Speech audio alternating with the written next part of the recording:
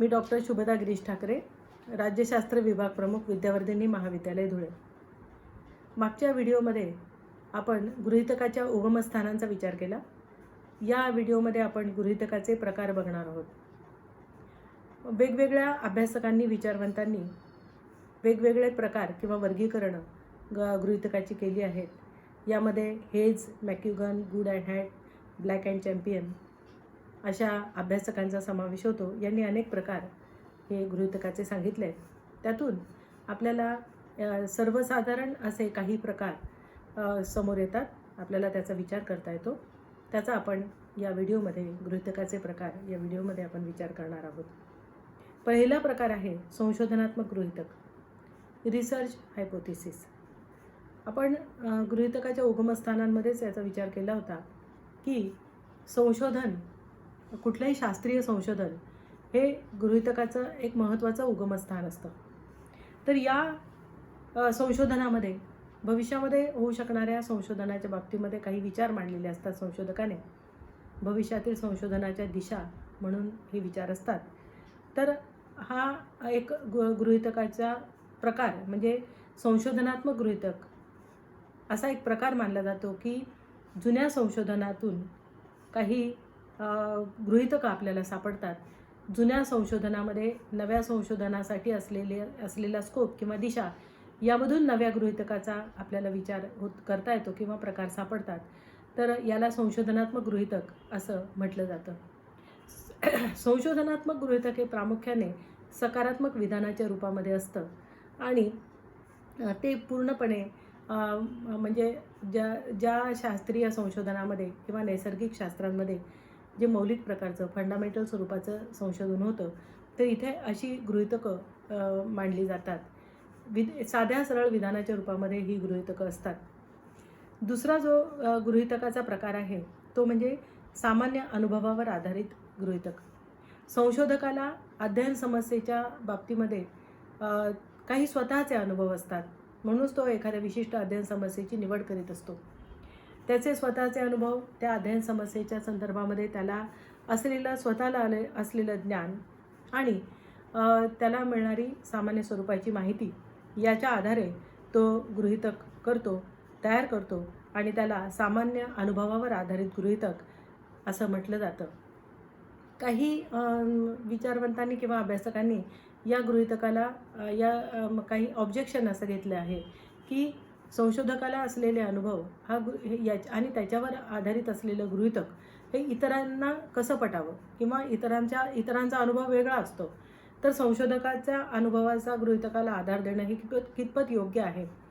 तर या बाबतीमध्ये एक दुसरा असा विचार मांडला जातो या बाजूने, म्हणजे या गृहीतकाचं समर्थन करणारे असा विचार मांडतात की संशोधक ज्या अनुभवांचा आधार घेऊन गृहीतक तयार करतो ते अनुभव व्यावहारिक स्वरूपाचे असावे की ज्या अनुभवाची प्रचिती इतरांनासुद्धा अनेक वेळेला तथ्य संकलनाच्या आधारे घेता येईल.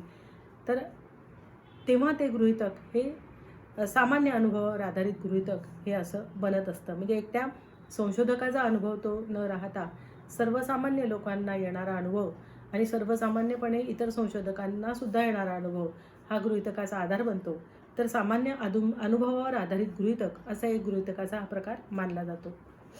तिसरा गृहीतकाचा प्रकार आहे जटिल गृहीतक. जटिल या शब्दामध्ये म्हणजे याला कॉम्प्लेक्स हायपोथेसिस असं म्हटलं जातं. तर जटिल गृहीतक यामध्ये जटिल या शब्दामध्येच या गृहीतकाचं स्वरूप आपल्याला लक्षात येतं. जटिल स्वरूपाचे वाक्यरचना, क्लिष्ट स्वरूपाची वाक्यरचना, त्यानंतर क्लिष्ट स्वरूपाची शब्दयोजना, त्यानंतर क्लिष्ट तर्क या गृहीतकामध्ये वापरून शब्दयोजना, वाक्ययोजना केलेली असते. सामान्य व्यक्तीला या गृहीतकाचा अर्थबोध होणं, या गृहीतकामध्ये संशोधकाला काय म्हणायचं आहे हे कळणं हे सामान्य व्यक्तीला थोडंसं अवघड असतं आणि त्यामुळे या गृहीतकाला जटिल गृहीतक असं म्हणतात.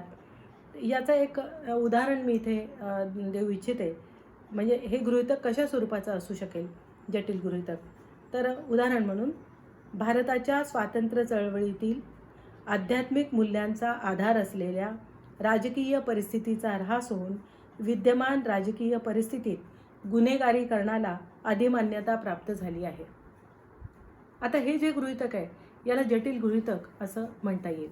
मी पुन्हा एकदा वाचते. भारताच्या स्वातंत्र्य चळवळीतील आध्यात्मिक मूल्यांचा आधार असलेल्या भारताच्या स्वातंत्र्य चळवळीतील आध्यात्मिक मूल्यांचा आधार असलेल्या राजकीय परिस्थितीचा ऱ्हास होऊन विद्यमान राजकीय परिस्थितीत गुन्हेगारीकरणाला अधिमान्यता प्राप्त झाली आहे. आता हे जे गृहीतक आहे हे राज्यशास्त्राच्या किंवा सामाजिक शास्त्रांच्या अभ्यासकांना आणि संशोधकांना कळू शकेल याचा अर्थ, परंतु सामान्य व्यक्तीला मात्र या गृहीतकाचा अर्थ लावण्यासाठी बराच वेळ द्यावा लागेल. तर असं हे जटिल गृहीतक असतं. दुसरं आदर्श गृहीतक.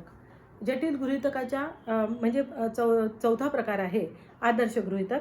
जटिल गृहीतकाच्या बरोबर दुसऱ्या बाजूला म्हणजे दुसऱ्या टोकाला जाणारं हे गृहीतक आहे. या गृहीतकामध्ये आदर्श व्यवस्थेविषयीचा विचार असतो. म्हणजे आदर्श गोष्टींचा विचार यामध्ये केला जातो आणि जुनी जी व्यवस्था आहे, भूतकाळातील जी व्यवस्था होती तिची तुलना वर्तमानकालीन राजकीय व्यवस्थेशी किंवा एकूण व्यवस्थेशी केली जाते आणि आदर्श स्वरूपाचा विचार हा गृहीतकामध्ये मांडला जातो. तर यासाठी म्हणजे उदाहरणार्थ जागतिकीकरण प्रक्रिया पुन्हा वेग प्राप्त करून विश्वराज्य निर्माण होईल. जागतिकीकरणाची प्रक्रिया पुन्हा वेग प्राप्त करेल आणि विश्वराज्य निर्माण होईल. आता जागतिकीकरणाची प्रक्रिया पुन्हा हा शब्द यामध्ये यासाठी आहे की हल्ली अनेक म्हणजे पाश्चिमात्य देशांमध्ये, अमेरिकेत, इव्हन भारतामध्ये म्हणजे आशिया खंडातील बऱ्याच देशांमध्ये जागतिकीकरणाच्या प्रक्रियेला खीळ बसून राष्ट्रवाद हा पुन्हा उफाळून वर आलेला आहे. राष्ट्रवादी भावना, राष्ट्रवादाची प्रक्रिया याला प्रथम स्थान मिळू लागलं आहे आणि त्या दृष्टीने राजकीय व्यवस्थेची सुद्धा म्हणजे त्या व्यवस्थेची ध्येय धोरणं वगैरे सुद्धा यामध्ये हळूहळू बदल होऊ लागलेले आहेत. तर असं म्हटलं जातं की जागतिकीकरणाच्या प्रक्रियेने पुन्हा टर्न घेतला आहे का? म्हणजे राष्ट्रवाद, आंतरराष्ट्रवाद म्हणजे जागतिकीकरण आणि आंतरराष्ट्रवाद समांतर मानला तर आणि पुन्हा राष्ट्रवाद असा टर्न जगाने घेतला आहे की काय, असा विचार अलीकडे मांडला जातो. तर मग आदर्श गृहीतक याच्या आधारे कसं मांडलं जाऊ शकतं? तर असं की जागतिकीकरण प्रक्रिया पुन्हा वेग प्राप्त करून विश्वराज्य निर्माण होईल. आता विश्वराज्य ही संकल्पना आपल्याला माहिती आहे की गांधीजींनी मांडली होती. संपूर्ण जगाचं एक विश्वराज्य निर्माण होईल असं गांधीजींचा एक आदर्श विचार होता आणि जागतिकीकरणाने वेग प्राप्त केला तेव्हा सगळ्यांना वाटायला लागलं की विश्वराज्याच्या दिशेने आता जग प्रवास करू लागलं आहे. गांधीजींचा विचार हा खरा ठरेल, परंतु पुन्हा राष्ट्रवादाने आता डोकं वर काढल्यामुळे आपल्याला हे गृहीतक इथे एक आदर्श गृहीतक म्हणून याचा विचार करता येतो. शेवटचं गृहीतक आपण पाहणार आहोत प्रकारामध्ये ते म्हणजे शून्य गृहीतक, नल हायपोथेसिस. आपण सुरुवातीला पाहिलं की गृहीतक म्हणजे एक साधारणपणे सकारात्मक वाक्य असतात ज्या वाक्यांमध्ये नकारात्मकता नसते. तर सकारात्मक वाक्य हे गृहीतकामध्ये अपेक्षित असतात, पण शून्य गृहीतकामध्ये नकारात्मक वाक्यरचना असते. नकारात्मक वाक्यरचना कशी की म्हणजे एखाद्या विशिष्ट प्रदेशामधील लोकांचे मासिक उत्पन्न 15,000 रुपये नाही, मासिक उत्पन्न 15,000 रुपये नाही, किंवा दारिद्र्य रेषेखाली एका विशिष्ट प्रदेशामध्ये म्हणजे जो अध्ययनासाठी जे भौगोलिक क्षेत्र निवडलं असेल त्या प्रदेशातील या दारिद्र्य रेषेवर जगणाऱ्या कुटुंबांचे मासिक उत्पन्न 4,000 रुपये नाही, असं जे गृहीतक आहे जे नकारात्मक मानलं गेलं आहे. 4,000 रुपये नाही म्हणजे 4,000पेक्षा कमी आहे असा याचा अर्थ होऊ शकतो. तर या अशा प्रकारचं शून्य गृहीतक की ज्यामध्ये नकारात्मक वाक्यरचना आहे आणि जे सिद्ध करणं तुलनेने थोडंसं सोपं असतं.